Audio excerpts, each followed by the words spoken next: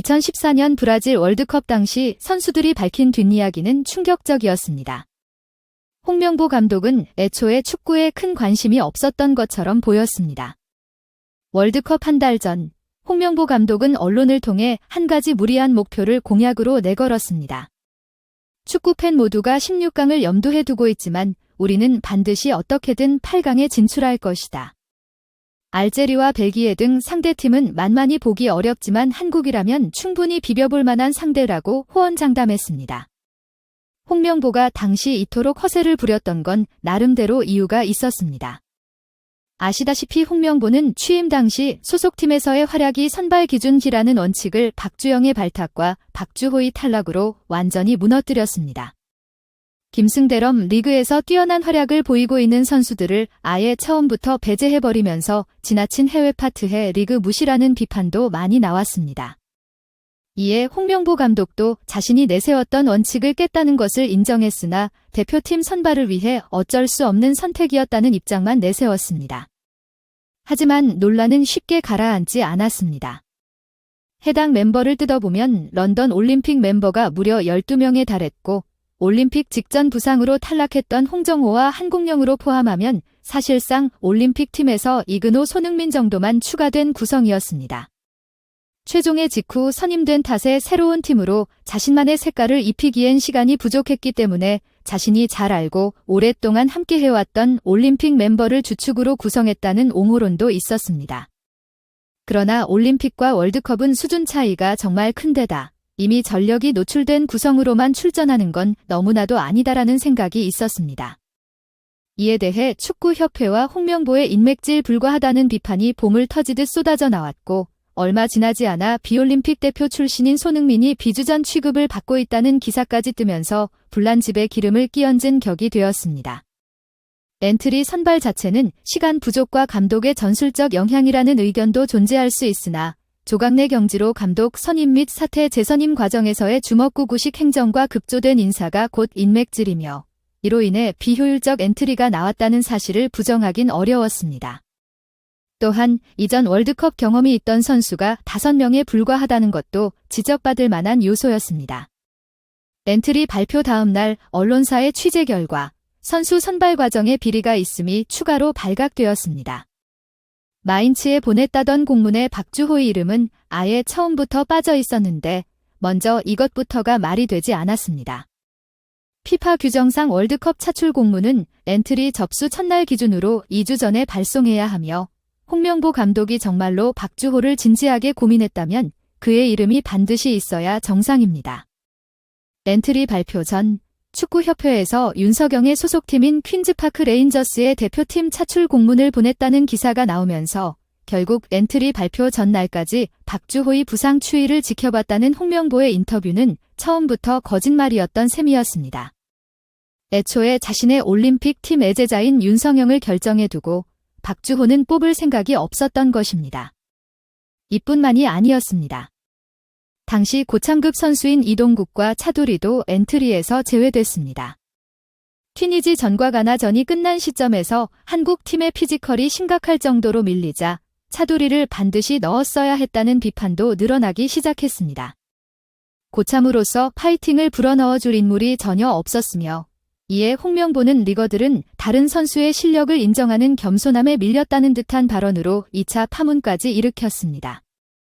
헛소리로 치부하고 가볍게 넘어갈 수도 있지만 그동안 꾸준히 제기되어 온 국대 파벌설에 비추어 보면 의외로 심각한 발언입니다.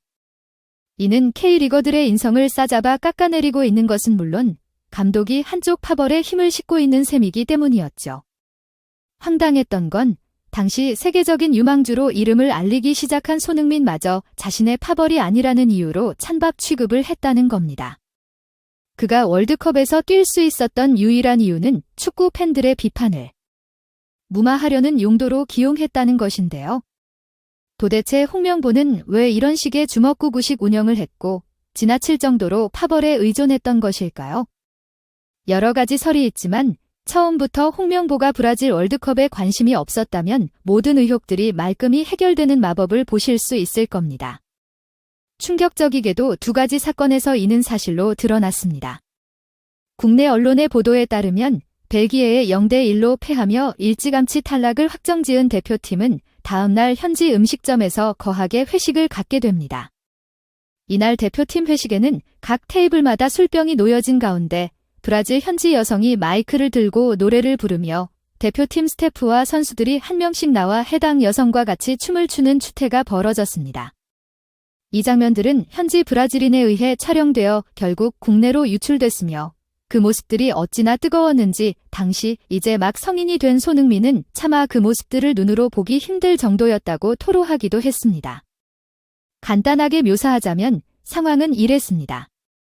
영상 속 선수들은 무슨 광탈을 한 국가대표팀이라고 믿기지 않을 만큼 해벌레한 표정들을 하고 있었으며 현지 여성을 끌어안고 몸을 밀착시키며 춤을 추는 모습과 술을 퍼마시며 웃고 떠드는 모습들이 고스란히 담겨 있었습니다.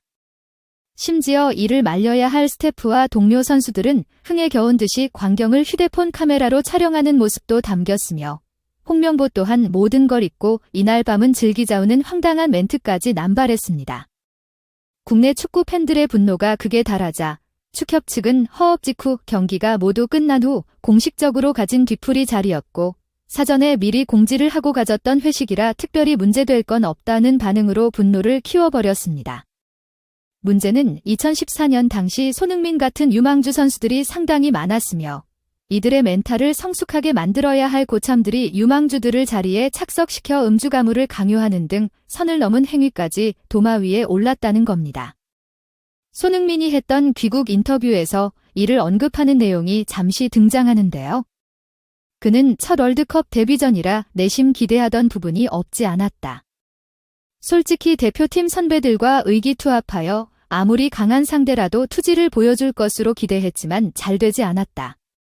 다음 기회엔 훨씬 성장된 모습을 보여주겠다면서 선수란 축구 하나에만 집중해야 할 필요성을 느꼈다는 등 넌지시 홍명보를 저격하기도 했습니다.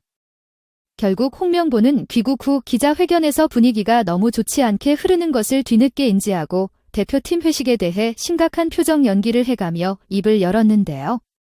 그는 손흥민의 인터뷰가 논란이 되자 어린 선수들이 패배에 대한 슬픔이 너무 컸고 자신은 그 부분을 위로해주고 싶었다.